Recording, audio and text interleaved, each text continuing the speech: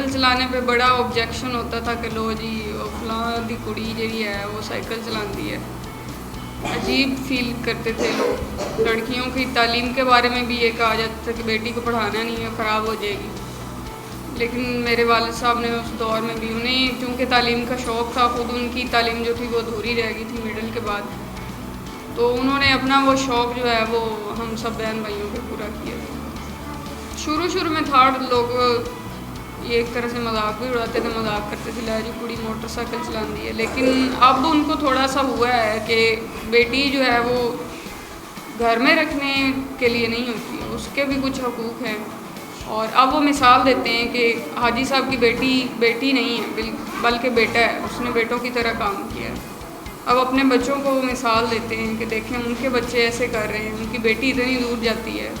अब वो हौसला अफजाई करते हैं। पहले के मुकाबले में उनकी सोच में बहुत बड़ी तब्दीली है। लड़कियों को ये हक़ हासिल होना चाहिए कि वो अपनी मर्ज़ी से जहाँ तक पढ़ना चाहें, कौन सी फ़ील्ड वो ज्वाइन करना चाहें, उसकी उनको इजाज़त होनी चाहिए। और सेकंड ये कि उनको मॉरल सपोर्ट जो है घर वालों की तरफ से वो काफ़ी ज़्यादा होनी चाहिए।